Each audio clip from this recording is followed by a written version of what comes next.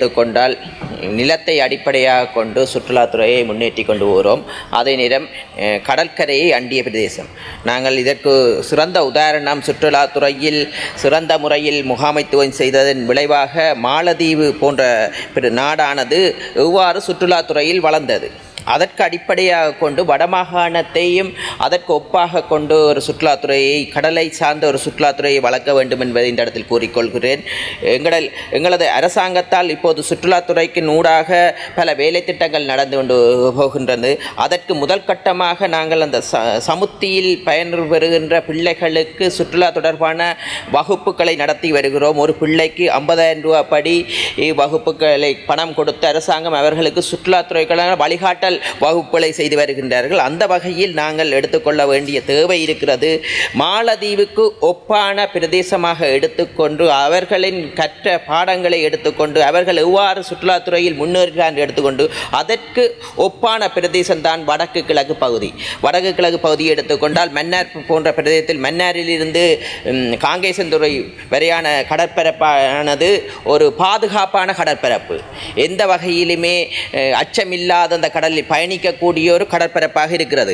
அந்த கடற்பரப்புகளில் நாங்கள் எடுத்துக்கொண்டால் சுற்றுலாத்துறையை மாலத்தீவுகளில் எவ்வாறு முன்னேற்றினார்கள், அதற்கான அனுமதிகளை துரிதப்படுத்தி கொடுக்க வேண்டும். அதற்கான ஒரு விஞ்ஞான ரீதியான ஆய்வுகளை செய்ய வேண்டும். ஏனென்றால் கடலுக்குள் சென்று கடலுக்குள் அருகில் கரையில் பாதுகாப்பான இடக்கரையில் அந்த கபானாக்கள் போன்ற வடிவான மையங்களை அமைப்பதற்காக வடக்கு பகுதிகளில் அனுமதிகளை பெறுவதற்கான அந்த சுற்றுச்சூழல் அறிக்கையை பெற்று எதிர்வரும் காலத்தில் அதை முன்னெடுக்கும் போது துரிதமாக வடக்கு மாகாணத்தை அபிவிருத்தி செய்யலாம் என்று நாங்கள் கூறிக்கொள்வோம். ஏனென்றால் மாலத்தீவில் சுற்றுலாத்துறையினுக்கு ஊடாக $5.5 பில்லியன் மாலத்தீவு உழைக்கிறது ஆண்டுக்கு. கடந்த ஆண்டு 2025 $5.5 பில்லியன் உழைத்திருக்கிறார்கள். ஆனால் நாங்கள் வடக்கு மாகாணத்தில் குறைந்தது 21 தீவுகளை உள்ளடக்கி இருக்கிறது. 21 தீவுகள், அதில் 4 தீவுகளில் மக்கள் வசிக்கின்றார்கள். அந்த தீவுகளை நாங்கள் இனங்கண்டு ஒன் அகிலன் ஒன் ரிசோர்ட் என்று மாலத்தீவில் டெவலப் பண்ணியிருக்கிறார்கள். அந்த பிரதேசங்களை, அந்த ரிசோர்ட்களில் தீவுகளில் வந்து தங்குவதற்கும் அங்கு ஹோட்டல்களில் தங்குவதற்கும் குறைந்தது அவர்கள் டாலர்களில் அறவிடுகிறார்கள். $100 $250 அதிகமான பணங்களை ஒரு நாளைக்கு அறவிடுகிறார்கள். அதே நேரம் அந்த ஹோட்டல்கள் முன்னேறுவதற்கு $500 $1,000 மேல் ஒரு கட்டங்கரையெல்லாம் அறவிடுகிறார்கள். அதை நாங்கள் ப்ரொமோட் பண்ணும்போது வடபகுதியில் இதை முன்னேற்ற முடியும். உண்மையாக எடுத்துக்கொண்டால் நெடுந்தீவு போன்ற பிரதேசம், நைனாதீவு, எழுவதீவு, அனலதீவு போன்ற பிரதேசங்களுக்கு போக்குவரத்து வசதிகள் இல்லாமல் இருந்தது. பெரிய அளவு இடையூறுகள் இருந்தது.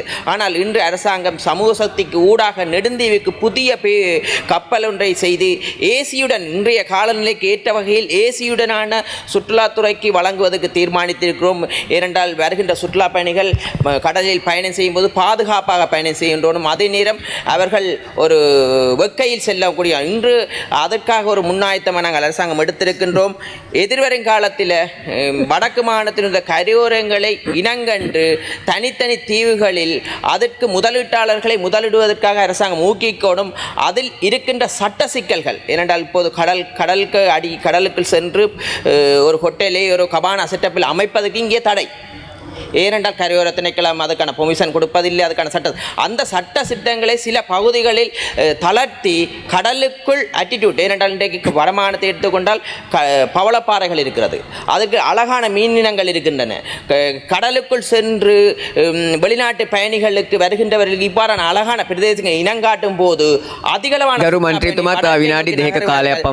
வடக்கை நோக்கி நகரும் போது கூட இந்த நாட்டுக்கு டாலர் அந்நிய செலாவணி அதிகரிக்கும் என்று கூறிக்கொள்கிறோம். அதற்காக எதிர்வருங்காலத்தில் இவ்வாறான சட்ட சீர்திருத்தங்களை செய்து கொண்டு முன்னோக்கி நகர வேண்டும். அதற்கான முன்மொழிவுகளை நாங்கள் அரசாங்கத்துக்கு முன்மொழிவு என்று கூறிக்கொண்டு விடைபெறுகிறேன். நன்றி, வணக்கம். ගරු මන්ත්‍රීතුමා, ඔබතුමාට තව විනාඩි 2ක කාලයක් තිබෙනවා. අවශ්‍ය නම් විනාඩි 2. வடமாகாணத்தை எடுத்துக்கொண்டால் எமது பிரதேசத்தில் வடமாகாணத்தில் மன்னார் பிரதேசத்தை எடுத்துக்கொண்டு கொண்டால் கலாச்சார ரீதியில் நாங்கள் மன்னார் பிரதேசத்தை முன்னேற்றலாம். ஏனென்றால் இப்போது ராமர் பாலம் என்ற ஒரு பாலம் முன்னே காலத்தில் இருக்கிற அதிகளவான இந்தியா பயணிகள் அந்த ராமர் பாலத்தை பார்ப்பதற்காக வருகின்றார்கள். அதுக்கான ஒரு பாதைகள் அழகாக செய்து அந்த பிரதேசத்தை முன்னேற்றும் போது மன்னார் பிரதேசத்தில் அதிகளவான சுற்றுலா பயணிகள் வருவார் என்று கூறிக்கொள்கிறோம். அதே நேரம் நெடுந்தீவு போன்ற பிரதேசத்தில் இப்போது சுற்றுலாத்துறையால் அனுமான் பாதம் என்று அடையாளப்படுத்தப்பட்டிருக்கிறது. அதுக்கான வரைபடங்கள் வைக்கிட்டிருக்கிறது. அவ்வாறான செயற்பாடுகளை முன்னெடுக்கும் போது வடமாகாணத்தில் அதிகளவான சுற்றுலா பயணி வருவார்கள் என்று கூறிக்கொண்டு அதே நேரம் நாங்கள் எமது பிரதேசமானது 21 தீவுகளை உள்ளடக்கி இருக்கிறது. 21 தீவு. அதில் 21 தீவில் 4 தீவில் தான் மக்கள் வசிக்கின்றார்கள். ஏனைய தீவுகள் தீவுகளாக இருக்கிறது. எங்களுக்கு தெரியும் கச்சதீவு போன்ற பிரதேசம் இன்று மக்கள் பயன்படுத்த முடியாமல் இருக்கிறது. சுற்றுலா பயணிகள் செல்ல முடியாமல் இருக்கிறது.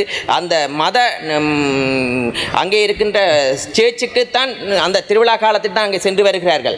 அதே நேரம் கைட்ஸ் ஊர்காதுறை பிரதேசத்தில் பூவரசன் தீவு என்று இருக்கிறது, தனியாக அழகான தீவு. அதே நேரம் பூனேரி பிரதேசத்திலும் அதிகளவான தீவுகள் இருக்கிறது, சிறிய சிறிய தீவுகள், ஆக்கள் இல்லாத தீவுகள். அந்த தீவுகளை இனங்கண்டு விஞ்ஞான ரீதியாக ஒரு வடமாகாணத்தை ஆய்வு செய்து பொறிமுறையை உருவாக்கி அதற்கான முன்னேற்றத்தை ஏற்படுத்தும் போது இலங்கைக்கு அதிகளவான சுற்றுலா பயணிகள் வந்து செல்லும் இடமாக வடமாகாணம் மாறும் என்பது.